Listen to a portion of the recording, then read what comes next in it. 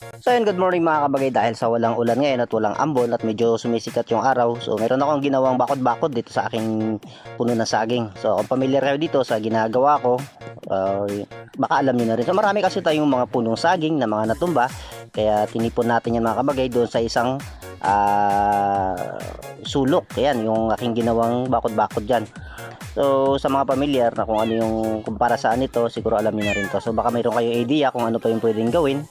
So, i-comment down below mga kabagay para naman kahit pa paano magkaroon ako ng idea. Ito sa akin kasi mga kabagay, kaysa masayang yung mga punong saging na nakakalat at yung mga dahon, inipon ko na lang. Gumawa ako ng parang bakod. So, para pag nadurog, marami tayong pwedeng paggamitan. Ang dami kasing punong saging na natumba dito mga kabagay. So, alam ko maraming gumagawa nito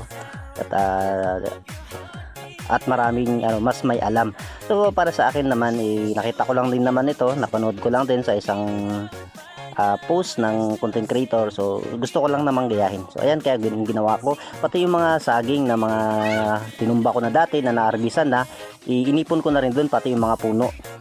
Baka sakaling pwede pa din naman yan. So i-comment nila mga kabagay kung yan ba pwede pa.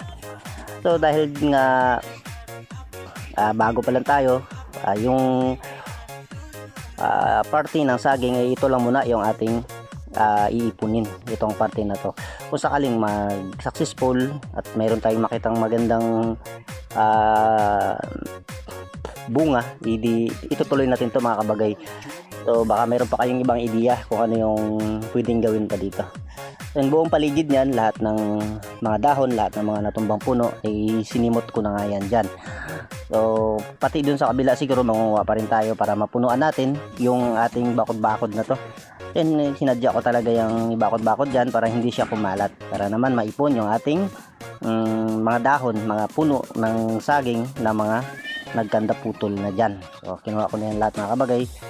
So pa-comment na lang kung ano yung pwedeng gawin natin dyan sa mga may alam. So tinagpas-tagpas ko na rin yung ibang mga dahon na nakasabit na mga medyo malapit nang mahulog. So yan mga kabagay, at eto na nga mga kabagay yung dami ng ating naipon. So ayan siya lahat, at pati puno ay sinama na natin dyan. So pa-comment na lang mga kabagay kung ano pa yung pwede natin gawin dyan. Maraming salamat po sa panonood.